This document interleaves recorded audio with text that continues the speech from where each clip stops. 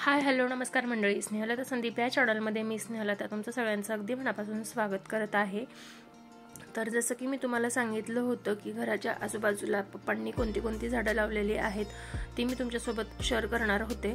तर सगळ्यात पहिलं चिकूचं झाड लावलेलं आहे, त्याला छान फळं सुद्धा लागलीत आता। त्यानंतर कडीपत्त्याचं झाड हे मम्मीने लावलेलं आहे। इथे प्रत्येक वेळेस आंबे आणल्यानंतर त्याच्या कोई इथे टाकल्या जायच्या, त्यामुळे मस्त अशी रोपं इथे सुद्धा उगवलेली आहेत। आणि असे उगवलेल्या झाडांची सुद्धा भरपूर काळजी जर घेतली व्यवस्थित तर ती झाडं सुद्धा अगदी सुंदर होतात। याच पद्धतीची बरीच रोपं जगलेली आहेत, ती मी तुम्हाला पुढे दाखवणारच आहे। तर हे भरपूर मोठं झालेलं आंब्याचं झाड, साधारण आता यांना 9 वर्ष झालेली, 9 ते 10 वर्ष झालेली आहेत लावून। तर बघू शकताय भरपूर असं मोठं आंब्याचं झाड होतं हे, पण काही कारणास्तव तिकडे जे बांधकाम चालू आहे त्यासाठी थोडासा आंबा कट करायला लागला। त्यानंतर परत इथे चिकूचं झाड लावलेलं आहे। अशी झाडं लावायला पप्पांना आवडायचं, त्यामुळे घराच्या आजूबाजूला पप्पांनी रोपं विकत घेऊन आणि मस्त अशी झाडं सगळी लावलेली त्यावेळेस। हे आणखीन आंब्याचं झाड, प्रत्येक वेगवेगळ्या प्रजातीची झाडं लावलेली आहेत। मला नावं नाही सांगता येणार कारण ती पप्पांनी लावलेली होती आणि त्यांना ते बरोबर माहिती होतं की कोणतं झाड कोणत्या प्रकाराचं आहे ते। तर घराच्या पाठीमागे पुढे आजूबाजूला भरपूर अशा प्रमाणात त्यांनी झाडं लावलेली आहेत आणि जी झाडं सावली देतील, फळं देतील अशीच झाडं लावलेली आहेत। इथे सुद्धा मम्मीचा छान असा वालाचा वेल, वांग्याची झाडं अशी असायची, पण हे गोठ्याचं बांधकाम चालू आहे त्यामुळे मग ती झाडं आत्ता काढलेली आहेत। मस्त असं पेरूचं झाड लावलेलं आहे। पावसाळ्यात म्हणजे आम्ही ज्यावेळेस रक्षाबंधनला जातो, रक्षाबंधन ते दिवाळी या झाडाला भरपूर सारी पेरू आलेले असतात, बऱ्याचदा मी तुम्हाला माझ्या व्हिडिओमध्ये दाखवलेलं सुद्धा असेल।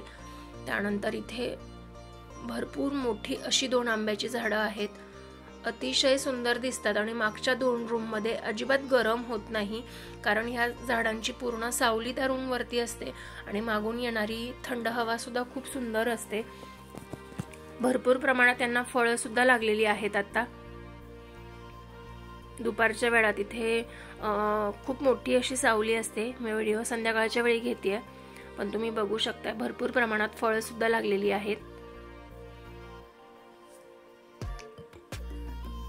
म्हटलं आता पुण्याला जायचंय तर त्याआधी एक व्हिडिओ शूट करून घ्यावा आणि तुम्हाला दाखवावं। तर ह्या दोन्ही झाडांवरती घराची राहिलेली शिल्लक लाकडं सुद्धा ठेवलेली आहेत, पुढे काहीतरी कामानिमित्त उपयोगी येतील। खाली ठेवली की घुसा वगैरे होतात, त्यामुळे मग झाडावर या पद्धतीने ठेवलेली आहेत।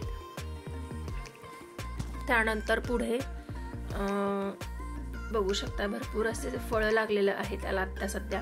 यावर्षी तरी थोडंसं प्रमाण कमी आहे, पण प्रत्येक वर्षी खूप जास्त प्रमाणात आंबे असतात। त्यानंतर इथे सुद्धा आता छोटी छोटी रोपं लावलेली आहेत आंब्याची रस्त्याच्या बाजूला।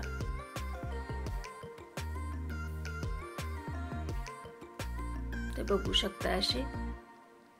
त्यानंतर हे रोप नारळाचं रोप सुद्धा पप्पांनी मागच्याच वर्षी लावलेलं आहे, उन्हाळ्यामध्ये। मागच्याच उन्हाळ्यामध्ये ही रोपं लावलेली आहेत। त्यानंतर हे पपईचं झाड, आंब्याची भरपूर झाडं आहेत इथे।